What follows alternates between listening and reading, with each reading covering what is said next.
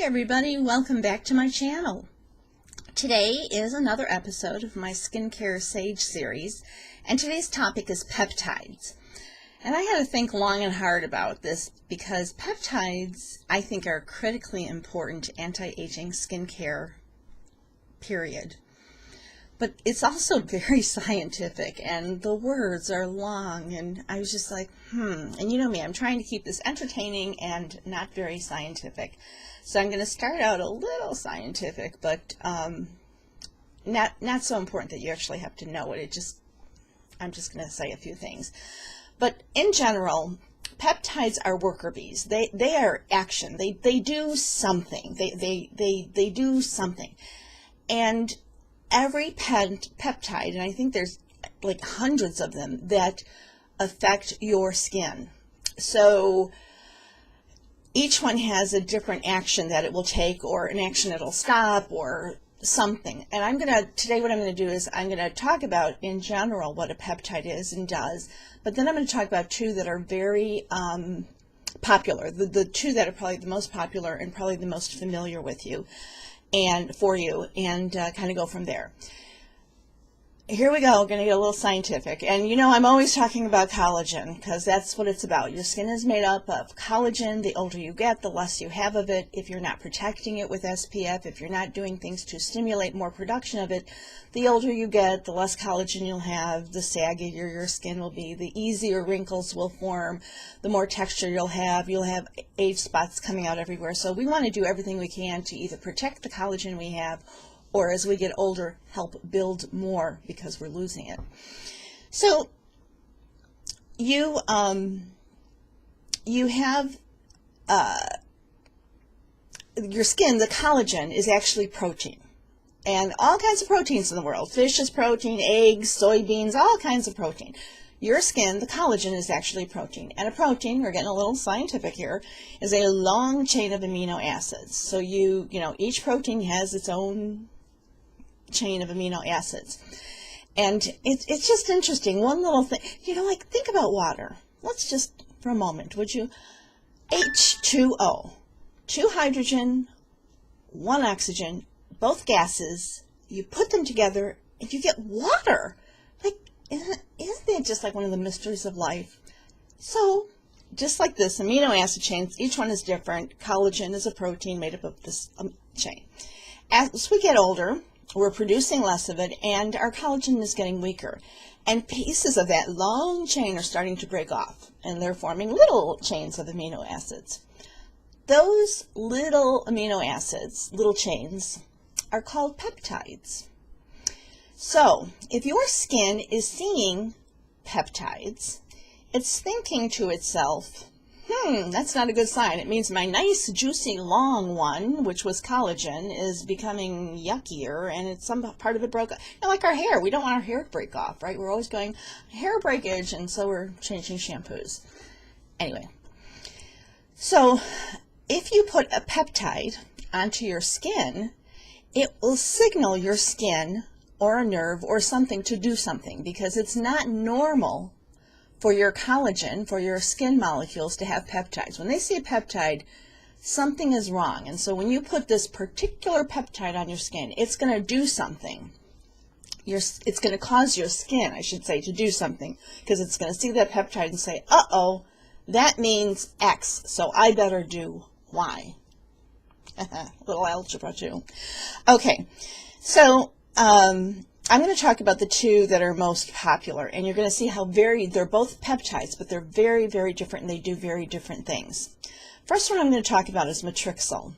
Now there's Matrixyl 3000, and that is kind of a, how should I say it, like a branded name, you know, a name, versus the scientific name. The scientific name is either palmitoyl pentapeptide or oligopeptide pentapeptide.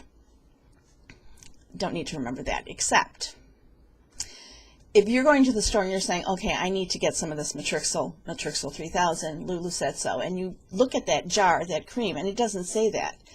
It might instead say this palmitoyl oligopeptide blah blah blah pentapeptide kaboom. I'll put it down below. And what that does is it's kind of like a synthetic retinoid, actually. If you are one of those who cannot, no matter how hard you have tried, a retinoid is not working for you. You never stop flaking. You're always red. You're always peeling. You're always irritated. You're buffering. You're doing everything. You're using it as infrequently as once a week, and you're still just, it's not working. Get yourself a great Matrixyl serum, or Matrixyl 3000, or one with this percentage. Almost everybody uses the common name now. So that is what that peptide does. It goes into the skin, the collagen, the skin sees it and says, uh-oh, we need to build more collagen. Too much of it is breaking off. Now, the other one I'm going to talk about is Argiriline, which again is probably a word you've heard of. I think those are probably the two most popular peptides. And Argiriline, its other name is acetohexapeptide. And I think there's acetohexapeptide 3 and acetohexapeptide 8. We're just going to call it Argiriline. Now, the thing about, just like Matrixyl is in place of a retinoid, and can you use Matrixyl and a retinoid? Absolutely, not a problem. I think it's a waste of time, but, you know, I think use one or the other. But what the heck? You want to do that, you do that. Argiriline, a lot of people will say, oh, it's Botox in a bottle, or that's the marketing of it, or the name will have some catchy something or other about it. And I've had Botox. I love Botox. There is nothing that beats Botox, and it can't even come close. But the point is, this particular peptide, what it does is, it's a worker bee, and it goes in there and it talks to the nerve and it talks to the muscle and it talks to both of them and says, you two, stop talking to each other. No more. No communicating. Because your nerve is what causes your muscle to move. So when I'm doing this, my nerves are telling my muscle, somewhere in my brain, I don't even know how that works, but then my eyebrows should do this, right? And if you remember a few episodes back, if you think about a piece of paper that's perfectly flat and then you fold it once, that wrinkle, that fold doesn't go away. And if you keep doing it, that fold gets deeper and deeper and deeper. If you never folded that piece of paper, it would always be smooth. If I never frowned, I would not have 11s. What real Botox does is it freezes that muscle. So even when I'm trying to frown, I can't. And if I'm not frowning, these lines are never happening. And after a couple of weeks, if you have Botox, it actually smooths out because it's a living thing. Piece of paper is not. Argiriline says to the nerve, stop talking to the muscle, except it does it at such a minuscule, so it is minuscule how much less that muscle will move. I mean, minuscule.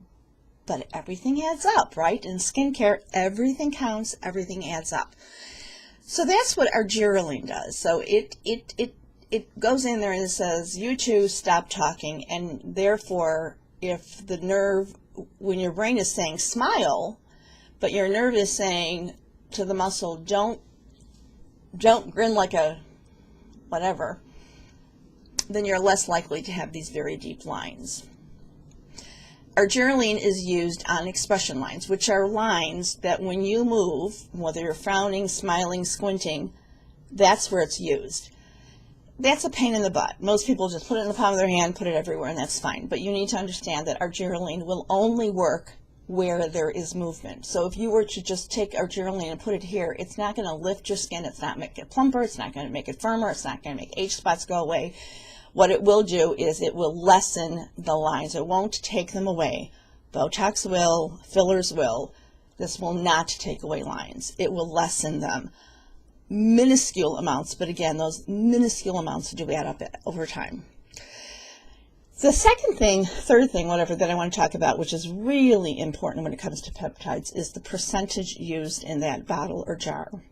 And we often don't know that, which is most irritating.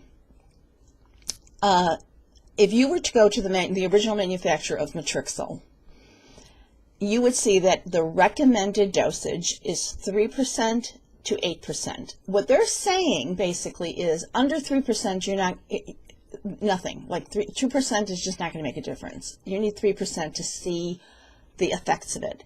And they're saying at the most use 8%, because if you use 10, it's a waste. You're not going to get any more than if at 8.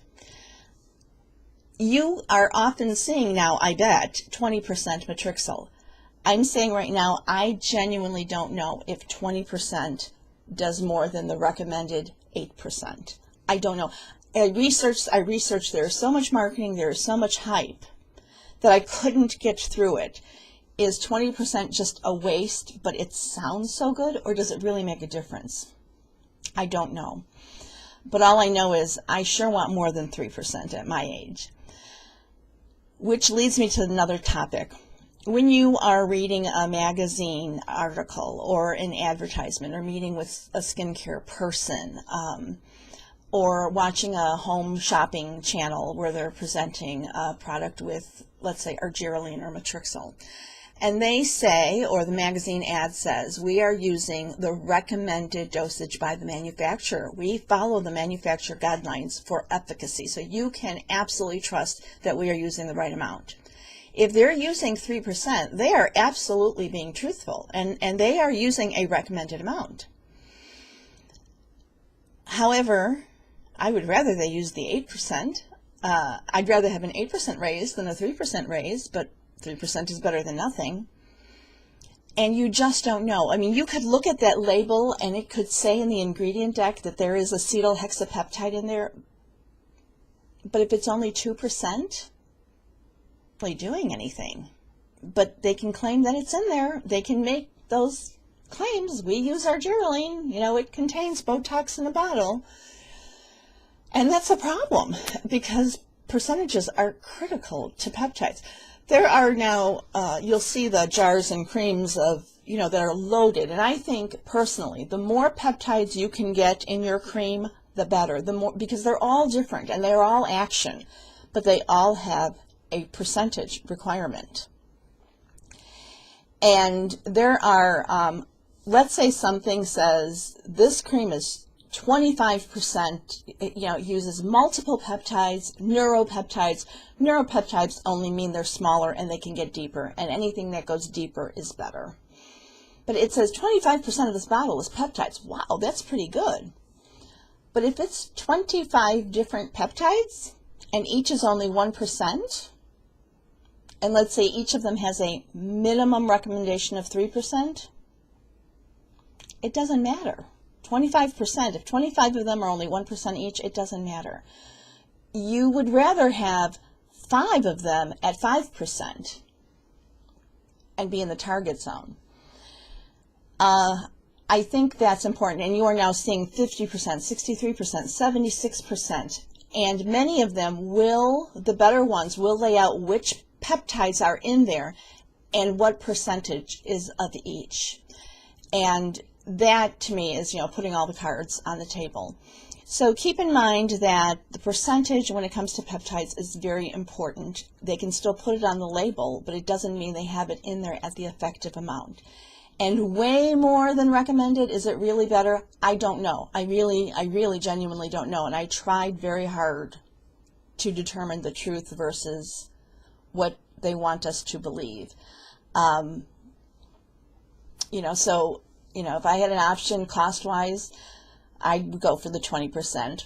The delivery system is something no one talks about, and that is also very critical. And I'm going to tie this into exfoliating. You know, when we talked about exfoliating, it was to get rid of that top layer of dead skin cells, because if you're putting something on your face, you want it to go down into your skin instead of being caught up in a layer of dead skin. So if you're exfoliating, although the delivery system is always important, you are way ahead of the game. But if you have a really lousy delivery system, and I don't know, I'm not a scientist, but if you have one that doesn't penetrate very deeply, and it has 8%, and you're thinking, yeah, I've got 8% Matrixyl, but it's a lousy delivery system? Would you rather have one that goes deep, where it needs to go, and is only 3%? Well, Lulu, asked a question. I don't know the answer. But it's that whole combination. So when you're looking at things and saying, why is this one so expensive when it has the same thing as this one? It's not just the active ingredients that are important. It is how well it's preserved, how deep it'll penetrate, the other things that are in there, even though they're not peptides, they may do something to help a peptide last longer or penetrate deeper. So that is often the cost. A lot of it is just marketing. We all believe if it's more expensive, it's better, or the bottle looks more, I don't know, gorgeous, it's better. Let's face it. But there are times that something will justify the cost, and it's not just the percentage of ingredients, but it's the whole thing. What actually will make a difference? Are the things on that ingredient deck just there for marketing purposes so they can say, hey, it's in here? Or is it in there at the right percentage? And most manufacturers are not willing to share that, unfortunately. It's kind of like their secret formula, like the recipe for KFC, Kentucky Fried Chicken. And so that's peptides. Peptides are worker bees. They penetrate the skin, and when your skin, your protein sees it, it makes it do something, whether it's make more collagen, make something firmer, make something plumper, hold on to moisture, stop the nerves and muscles from talking, freezing a muscle so that when you smile, that it'll bounce back faster versus that line being even more deeply etched. They all do something. And these are the most popular two, but I firmly believe you want to have a really great peptide cream with the right percentages, and now, you know, we have to depend on each other for suggestions, that will work effectively, and that it's critical to an anti-aging regime. So there you have it. That's what a peptide is. It's part of a long protein chain, and it's a little, it breaks off, and it's a little one, and it's a small amino acid chain that your skin recognizes. And when it recognizes it, it makes your skin do something or not do something. But it talks, it communicates, it's a worker bee, it does something. And each peptide does something different. Some might do the same thing. That's not to say, Matrixyl isn't the only peptide that stimulates collagen. There are others. I just picked the most popular two. But I think the more the merrier, as long as they're putting in it at the right percentage. If you have questions, please ask. I am ending every single video with continuing to ask for prayers for my husband, Vito. It is just going on 2 weeks. He's been diagnosed with a very rare, but worse, a very aggressive cancer. And I apologize for this actually being late. We've been involved with oncologists and clinical trials, and very, very few doctors, oncologists know this particular cancer. And so I've been busy doing that, and he's in quite a bit of pain, and, you know. So if you could please continue to keep Vito in your prayers, pray for a miracle. I would appreciate it. He's stage 3, and we are trying very hard to make sure he does not get to stage 4. And I will try to get to your questions, your replies, your posts as soon as I possibly can. Thank you so much for stopping by. I hope this helped. Get yourself a peptide cream. If you can find out the percentage, great. And the more peptides, the better, because they all do something a little bit different, and they are all helpful. Take care. Bye-bye.